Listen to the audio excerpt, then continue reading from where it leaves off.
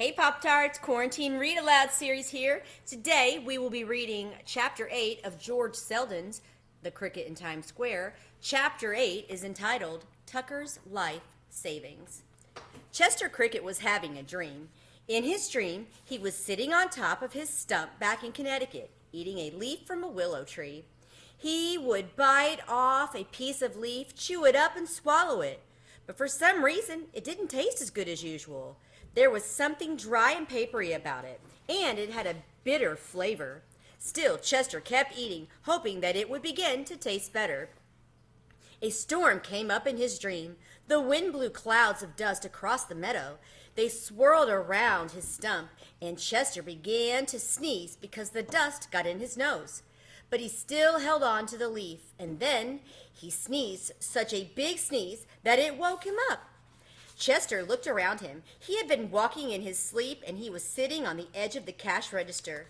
The storm had been a gust of air that blew into the newsstand when the shuttle pulled up to the station. He was still choking from the dirt that flew up around him. Chester looked down at his two front legs, half expecting to find the willow leaf. But it was no leaf he was holding. It was a $2 bill, and he had already eaten half of it.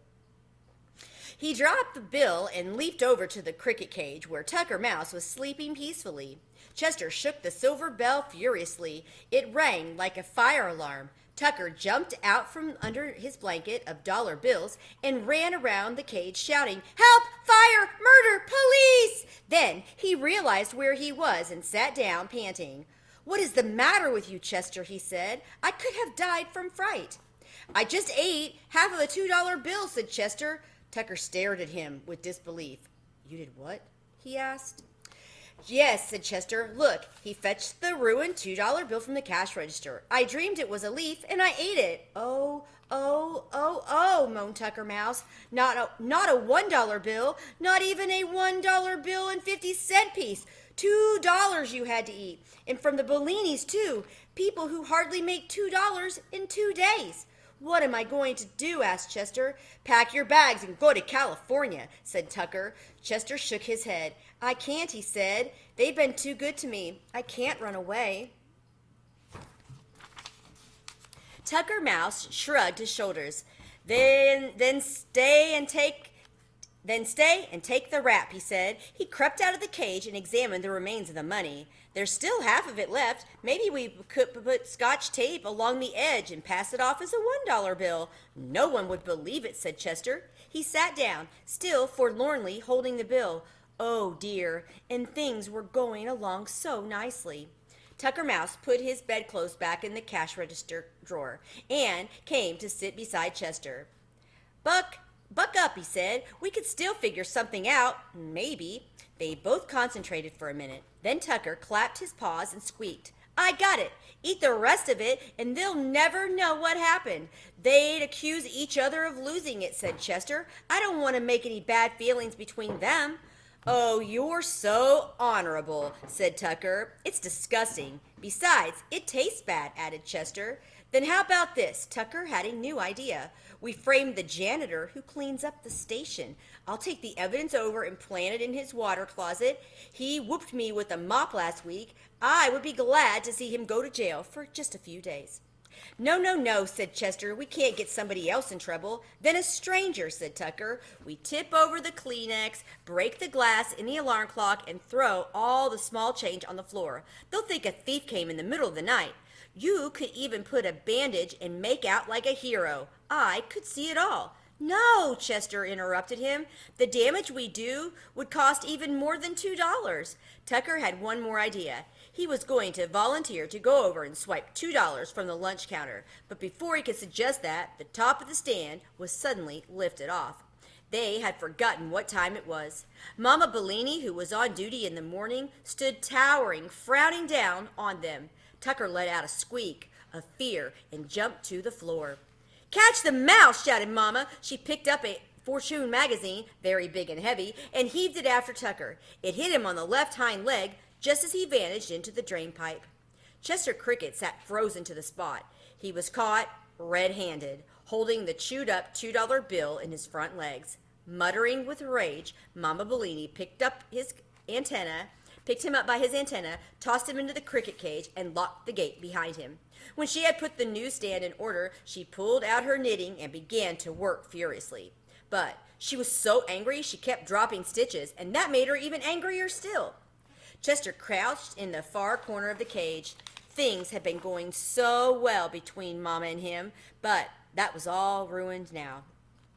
He half expected that she would pick him up, cage and all, and throw him into the shuttle tracks. At 8:30, Mario and Papa arrived. Mario wanted to go to Coney Island for a swim today, but before he could even say good morning, Mama Bellini stretched out her hand and pointed sternly at Chester. There he was, with the evidence beside him. A three-cornered conversation began. Mama denounced Chester as a money-eater and said further that she'd suspected him of inviting mice and other savory characters into the newsstand at night. Papa said he didn't think Chester had eaten the $2 on purpose, and what difference did it make if a mouse or two came in? Mama said he had to go. Papa said he could stay, but he'd have to be kept in the cage, and Mario knew that Chester, like all people who were used to freedom, would rather die than live behind bars. Finally, it was decided that since the cricket was Mario's pet, the boy would have to replace the money, and when he had, Chester could come out again. Until then, the cage. By working part-time delivering groceries when he wasn't taking care of the newsstand, Mario thought he could earn enough in a couple of weeks to get Chester out of jail. Of course, that would mean no swimming at Coney Island and no movies and nothing. But it was worth it. He fed the cricket his breakfast, leftover asparagus tips and a piece of cabbage leaf. Chester had practically no appetite after what had happened. Then, when the cricket was finished, Mario said goodbye and told him not to worry and went off to the grocery store to see about the job. That night, after Papa had shut up the newsstand, Chester was hanging through the gilded bars of his cage.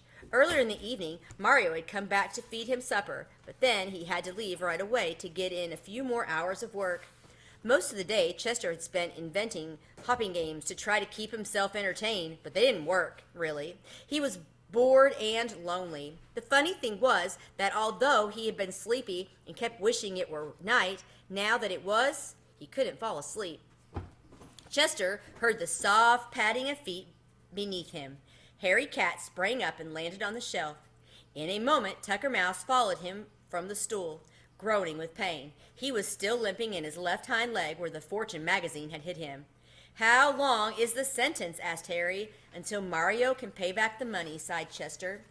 "Couldn't you get out on bail or for the time being?" asked Tucker. "No," said Chester, "and anyway, nobody has any bail money. I'm surprised they'd let me off that easy." Harry Cat folded his front paws over each other and rested his head on them. "Let me get this straight," he said. "Does Mario have to work for the money as punishment, or does he just have to get it somewhere?" "He just has to get it," said Chester. "Why should he be punished? I'm the one who ate the money." Harry looked at Tucker, a long look, as if he expected the mouse to say something. Tucker began to fidget. "Say, Chester, you want to escape?" he asked. "We can open the cage. You could come and live in the drain pipe." "No," Chester shook his head. "It wouldn't be fair to Mario. I'll just have to serve out the time." Harry looked at Tucker again and began tapping one of his paws. "Well," he said finally. Tucker moaned and massaged his sore spot. "Oh, my poor leg! That Mama Bellini can sure heave a magazine. Feel the bump, Harry! Feel the bump!" he offered. "I felt it already," said Harry. "Now, enough of the stalling. You have money." "Tucker has money?" said Chester Cricket. Tucker looked nervously from one to the other. "I have my life savings," he said in a pathetic voice. "He's the richest mouse in all of New York," said Harry. "Old Moneybags Mouse, he's known as." "Now, wait a minute, Harry," said Tucker. "Let's not make too much of a few nickels and dimes." "How did you get money?" asked Chester. Tucker Mouse cleared his throat and began wringing his two front feet. When he spoke, his voice was all choked up with emotion. Years ago, he said, when yet a little mouse I was, tender in age and lacking in experience, I moved from the sweet scenes of my childhood, 10th Avenue, that is, into Times Square subway station. And it was here that I learned the value of economicness, which means saving. Many an old mouse did I see, crawling away unwanted to a poor mouse's grave because he had not saved, and I resolved that such a fate would never come to me. All of which means that you've got a pile of loot back there in the drain pipe, said Harry Cat. Just a minute, please, if you wouldn't mind, said Tucker. I'll tell it in my own way. His voice became high and pitiful again. So for all the long years of my youth, when I could have been gamboling, which means playing with other mouses, I saved. I saved paper, I saved food, I saved clothing. Save time and get to the point, said Harry. Tucker gave Harry a sour smile. And I also saved money, he went on. In the course of my many years of scrounging, it was only natural I should find a certain amount of loose change. Often, my friends, Tucker put his hand over his heart, would I sit in the opening of a drain pipe, watching the human beings in waiting, and whenever one of them dropped a coin, however small, pennies I love, I would dash out at great peril to life and limb and bring it back to my house. When I think of the tramping shoes and the dangerous galoshes, many times I've had my toes stepped on and my whiskers torn off because of those labors, but it was worth it. Oh, it was worth it, my friends, on account of now I have $2 5 quarters, 2 dimes, 6 nickels, and 18 pennies tucked away in the drain pipe. Which makes $2.93, said Harry Cat after doing some quick addition. And proud of it I am, said Tucker Mouse. If you've got all that, why did you want to sleep on the $2 bills in the cricket cage? Asked Chester. No folding money yet, said Tucker. It was a new sensation. You can get Chester out and still have 93 cents left. But I'll be ruined, whimpered Tucker. I'll be wiped out. Who will take care of me in my old age? I will, said Carrie. Now stop acting like a skinflint and let's go get the money. Chester rang the silver bell to get their attention. I don't think Tucker should have to give up his life savings, he said. It's his money, and he can do with it what he wants. Tucker Mouse poked Harry in the ribs. Listen to the cricket, he said, acting noble and making me look like a bum. Of course I'll give them money. Whenever mice are spoken of, never let it be said that Tucker Mouse was stingy with his worldly goods. Besides, I could think of it as rent I pay for sleeping in the cage. In order that Tucker could keep at least one of each kind of coin, Harry Cat figured out that they should bring over $1/2, 4 quarters, 1 dime, 5 nickels, and 15 cents. That would leave the mouse with a $1/2, a quarter, a dime, a nickel, and 3 cents. It's not a bad beginning, said Tucker. I can make up the losses in a year, maybe. The cat and the mouse had to make several trips back and forth between the drain pipe and the newsstand, carrying the money in their mouths. They passed the coins into the cage one by one, and Chester built them up into a column starting with the $1/2 on the bottom and ending with the dime, which was smallest on top. It was morning by the time they were finished. They had just enough time to share half of a hot dog before Mama Bellini was due to open the stand.